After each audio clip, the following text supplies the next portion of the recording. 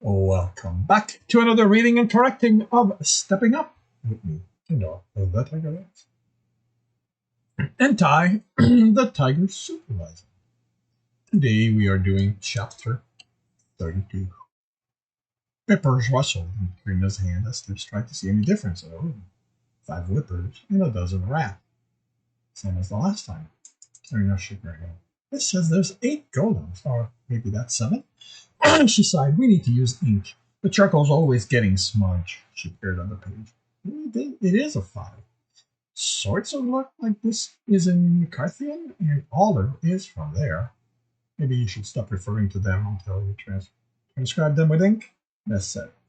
She shook the stack in the archer's face. Do you have any idea how expensive ink is? Let alone paper? This is Doing this like this was supposed to make it easier.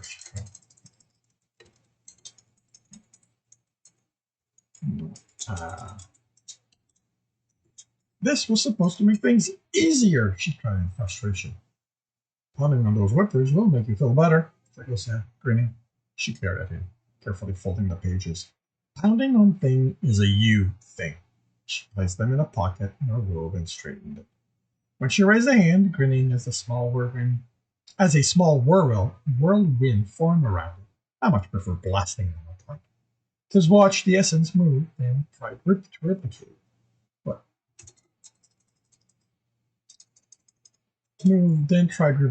it. But his reserve was empty. Tibs watched the essence move, then tried to replicate it. But his reserve was empty before it did more than hit the air a time or two. Another essence to train and pulling in while using it. He so wished what he learned using water essence worked for every other one. Then, Jekyll said, giving her a bow. My lady is welcome to the first strike. Motioned to the room with a grand sweep of the arm as he straightened. Karina stepped into it, causing the whippers to activate. It didn't have the same effect as in the first boss room, since this was already lit as they turned to face the entrance.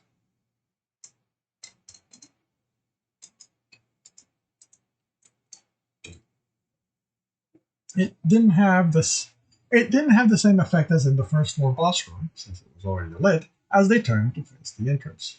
She rolled her hand, pulling essence from around her into the whirlwind, ripping apart Tibs' attempt at making his grow in the process. She pushed her hand at the center whirlwind, and the funnel hit it, lifting it off the ground and sending it flying against the far wall, shattering into pieces.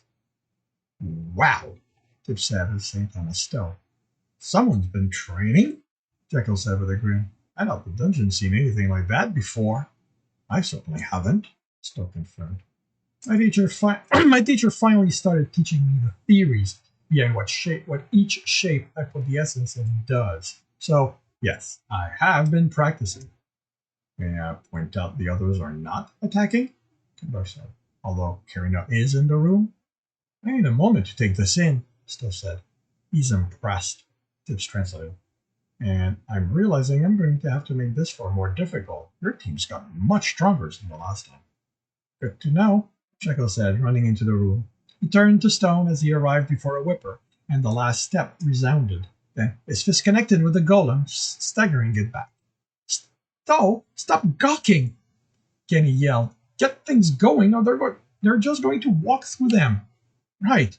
The rats moved as Tibs stepped into the room with Nez and Kumdar running up Jekyll's leg. The fighter tried to dislodge them by shaking a leg. Nez, get them off me! I'm going to hit you, the archer replied, pulling him on his bowstring. Tibs raised the axe for his attack, putting only a little essence in it. Just don't make them explode and I'll be fine. Jekyll walked toward the stunned golem as Tibs attacked it. Another?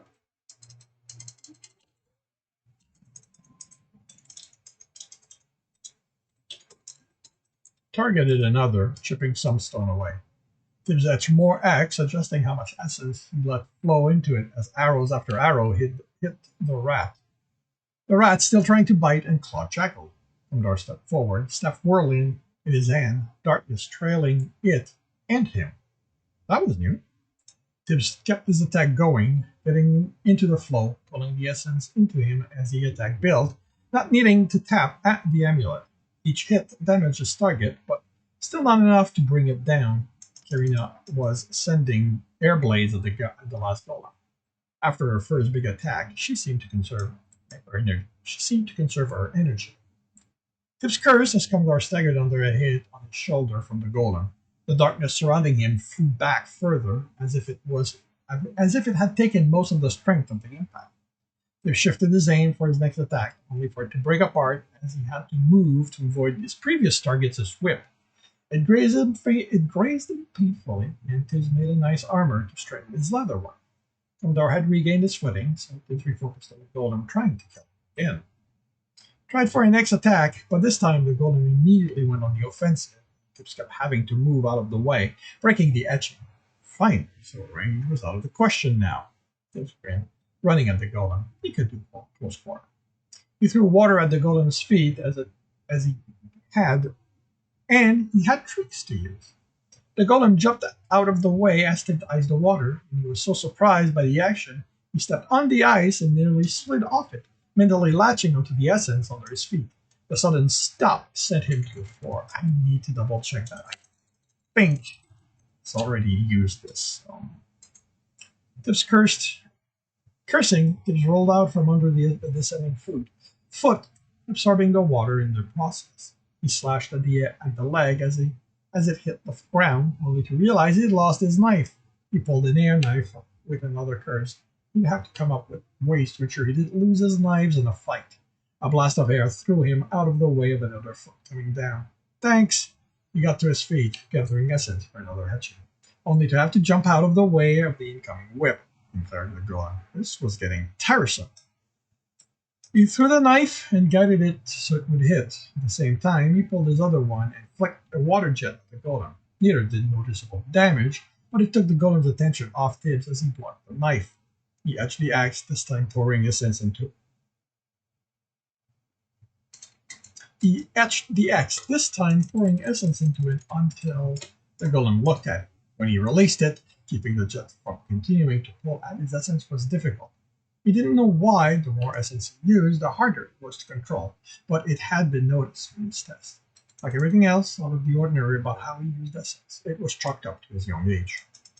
The golem shattered under the powerful jet. As useful as the excuse was, he was getting tired of it. It meant he couldn't ask for the answers he really needed and kept having to guess his way through what he thought he could do. This was fun, Chico said, standing in the center of rubble, shifting it with a foot, looking for his well-deserved loot. Tibbs smiled and pulled essence to him, refilling his reserve in the amulet. Kirino and Commodore also stood, recharging, while Maz joined Jackal, looking for loot. Tibbs was getting better at pulling the essence. It only took a few minutes before the amulet was full. He was still slower than Karina. As he opened his eyes, she stood, pulling an amulet out of the rubble. That's the amulet, she said. You think we can get Tibbs to have them this time? We can let Tibbs have them this time? Well, that depends on if there's something one of us needs, as Ms. answered. She's right, Jackal said, picking up silver coins. Tibbs can't fight at full efficiency with only the little essence he has, and now he needs 5 amulets. With them. Oh. With them, Tibbs started. Oh, I wouldn't worry about that, Still said, but didn't elaborate. With them what? As asked. With more essence, he continued, trying not to let the mysterious tone Still had said that in bother him. You can finally start teaching me how to use your essences. Tibbs, the archer said, I told you before, I don't know if anything I can do will work for you. I'm an archer and a rogue. I know. Yes, I know, but you're the only ones I can ask for training. And you're supposed to learn how to do more with your essence now that you're a rogue, so you can show me that, right? I'm a rogue too, after all. I fear that until you gain darkness as an essence, I will have little to teach you. You can tell me how I can get an audience. The cleric had been tight-lipped about it when Tibs had asked. Now that he had corruption, he needed to get the others. Again, actually, this doesn't actually work because I just stated earlier in chapter 31 that Tibs had pretty much forgotten he needed.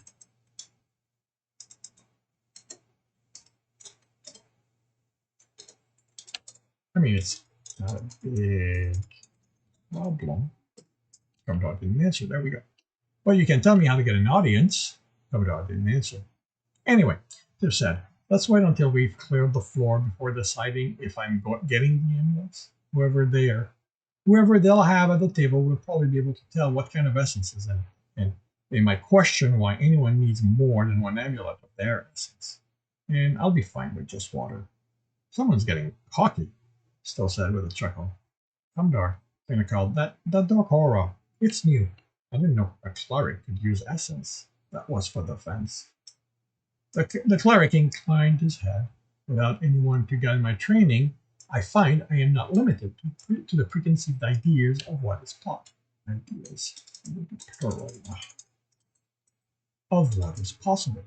I have spent time studying the two fighters who have darkness as their element. They use it to make a shell that diminishes the strength of the impact. Unfortunately, I have yet to understand how they make it so tight against their body.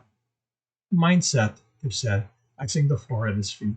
Alistair said that's how we think affects what we can do. He slid his foot on it. That's why I can't do fire arrows, even if Mez told me how he does it. He thinks like an archer, I think like a rogue. What have you done to stop sliding? This is where I might have an issue. We're all about strength and hardness, Jekyll said. Well, I'm not. Commodore nodded. That shoved his essence into the ice, not wanting to fall from how slick it was. Unfortunately, he'd been busy trying not to fall and be killed, so I hadn't paid attention to what. Just ask questions. Most people will answer them. That would be a you thing, Tibs, Commodore said. I have found that people are more likely to try to take advantage of my lack of knowledge than fill it. Yeah, Karina said. Even now that she's teaching me how essence works, my teacher's all about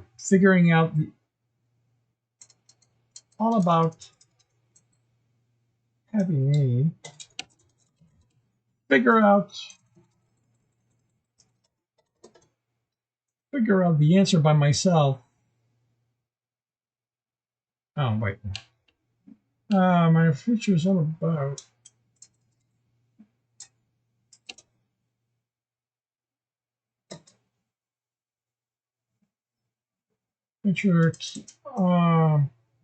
teachers always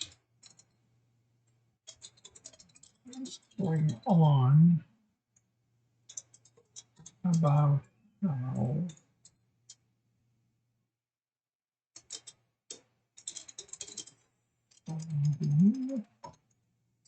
how the answers by myself is as important as knowing what the answer is.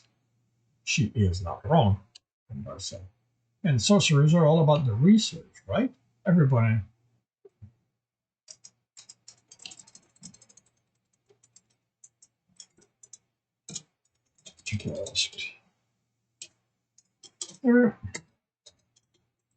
Everyone able to go on? Good. On to the next room. He had his back to Kirina and missed the glare she gave him. Does anyone need healing? He was asked and then added, there's no corruption in it anymore. I'm good, Chico said. Replied, the benefit of a stone body, hardness, is useful for more than pleasing my man. I have bruises, Timur said, as Tib rolled his eyes at the fighter, but they will not impede my fighting, and I believe that it is good I learn to do battle when I'm not at my best. You will not always be nearby to heal me. The 9 men were uninjured, having stayed out of range for the entire fight. From the entrance, the rattling camp looked no different. Oh, wow, okay.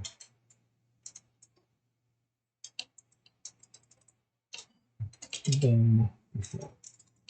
From the entrance, the rattling camp looked no different than before.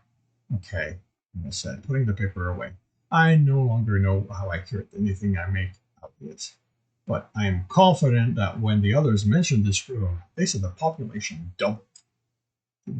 Jekyll rubbed his hand and grinned. So we're getting a big reward. Same as usual. You and Tibs clear the tent while the three of us take on the bulk. Go left, Still said. No, and he countered. Yes, go left, Tibs. Talked about this, Stowe, she snapped. You talked, I listen. You were wrong, I'm right. So you go right and I take left? Tibs asked Karina. He didn't know what it was about, but Stowe hadn't led him into traps yet. Karina nodded and headed to the closest tent. As Stowe and Genny's voice faded, figured that once they were done arguing, Stowe would explain. The first three tents were empty, but looked like they were lived in. Instead of the first three tents were empty, but looked like they were lived in instead of the usual lack of anything. They weren't present. One was messy, with furs strewn about the floor and seat. The other had a collection of carved skulls on the table, and the third had bowls with pigments in them. Either Stowe was using his skill of drawing to make them seem more alive, or despite what their dungeon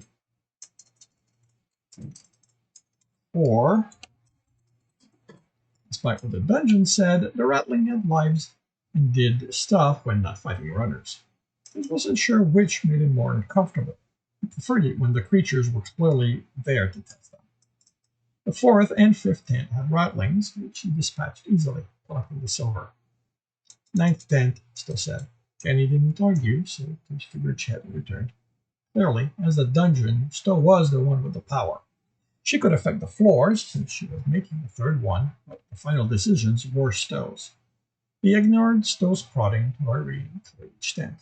One tent was a repeat of the cooking tent from his first time in the camp, but with 5 rattlings. This fight didn't give him any problem. The ninth tent was empty, except for the chest in the middle. He crouched and searched it for traps. It's safe, Stowe said in exasperation. Tibbs believed him, but he didn't rush. Only once he confirmed there was none were traps. Did he open it? The inside was the same size as the outside. Indicated distance.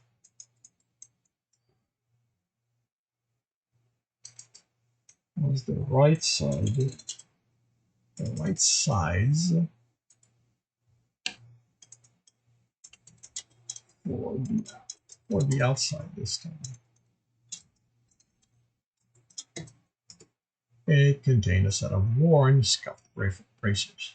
Tibbs found they were no different from the ones he wore, down to the lack of essence. They looked too normal to belong on the second floor, let alone justify Stowe's insistence to come to this tent. He picked one up and nearly dropped it as he felt the essence. It appeared to him the moment he touched it. You like? Stowe asked with pride. Tibbs placed it down, and once his hands moved away, it was a regular bracer, just like the one next to it. This is like the pouch you gave me to keep Walter's amulet hidden. I'm going to say yes and wait to see what happens. You wonder what that meant, but sensed the weave instead of asking. So wouldn't she? It was tight and complex. It would have to be to do what it did. It had all 5 of the essences he had, and what he couldn't tell apart had to contain many more. As he stopped focusing on the weave, felt what it contained. Reserves. Turned the bracers over, looking for the stones. Amulet didn't have to be something worn around the neck, like Mrs. Bow. The crystal that contained the essence could be attached to anything. Well, Tibbs didn't know about anything, but it could be on other things. Only he wasn't seeing any on the outside or the inside. Where are the amulets? I can sense the reserve, but this is just leather, I thought occurred to him. Can leather be turned into an amulet? Had he taken for granted they had to be crystal? No, that can't be done as far as Genny knows. There's something about the crystalline structure that's required. Tibbs, he said, please put them back. This is loot, Still stated, tone borderline harsh. What's going on? Tibbs asked. Probably the argument hadn't been resolved. Still breaking the rule again. Instead of the usual annoyance, she sounded worried. Who cares? Stower said in exasperation.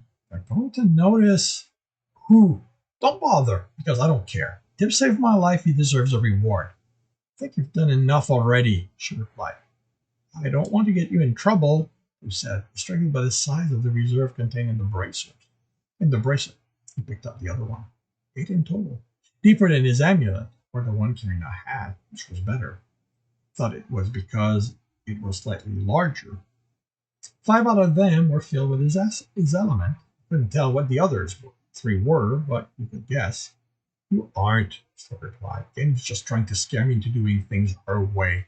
She doesn't even know who those them are, so how can they be real? They are, she stated. Dungeon stuff was so beyond Tibs, but still was the dungeon, and it was his decision as to what happened. Now that he wasn't focused on the essence, because of the bracers had a sheath for a knife, just like his, and the other could hold picks. How did you copy my bracers? I didn't copy yours. I observed a lot of armors from runners who died. A lot of the rogues had those same kind of bracers.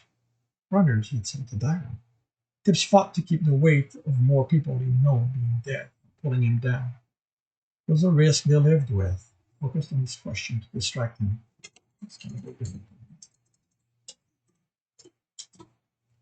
How did you hide the amulets? Is it like the chest and there's a larger space something?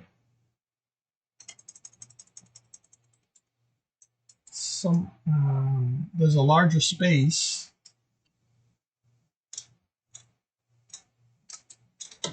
in it where they are?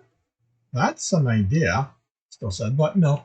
The amulets in your pouch is larger because it's made using a poor gem, and the weave to contain the essence isn't great either.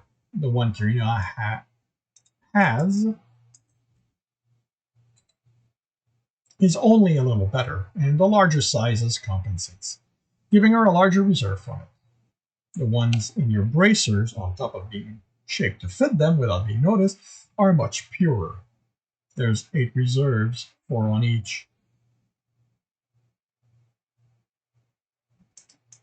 You're going to have more audience, so I planned ahead. Yeah, this is no longer valid because of the previous chapter.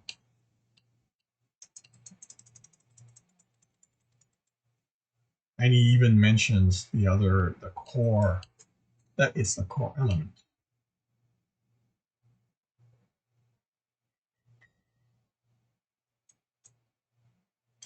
But I can keep this part. We only found out this when I entered.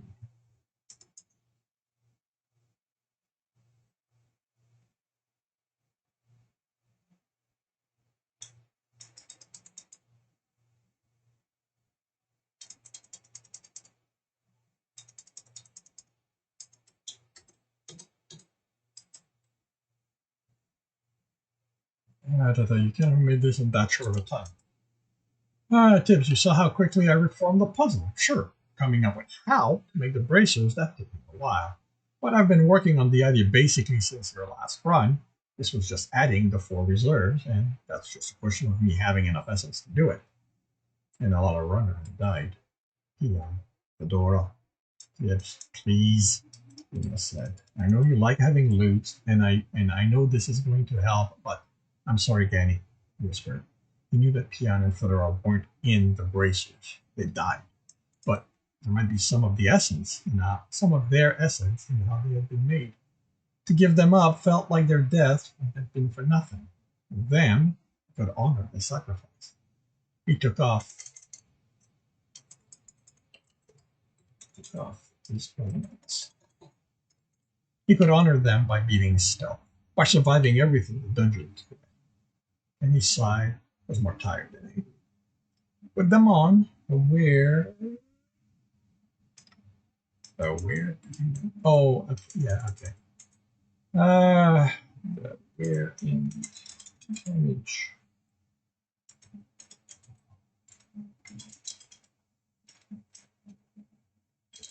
Them pretty much matched that of his armor. Enough, Tibs expected only Garrett to be able to tell they weren't the original ones, and only if he'd seen them recently, which he hadn't. Why did you make them look used? Like that they don't look out of place, wouldn't attract attention. Isn't it obvious? Still asked. So you don't have to run them by the guild, of course.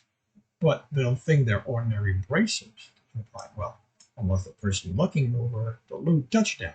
But they never bothered with anything that didn't have essence in them. Do you really want to give even one copper to them if you don't have to? Still asked. Something new. I'd make all your loot like this, but even with how things have been, I'd run out of essence. And the guild would get suspicious if you only handed out normal stuff. I hadn't thought about that, but now no one needs to know about them, not even your team. And this concludes chapter 32. If you are enjoying this, please leave a like. If you want to know when the next one's going to be, subscribe and hit the bell. If you want to read more of the story, you can do that for free on Royal Road. You can do that even more further ahead on my Patreon, where you can also support me should you desire. And if you want to watch me do these live, all the stumbling included, you can do that on Twitch. All the links are in the notes.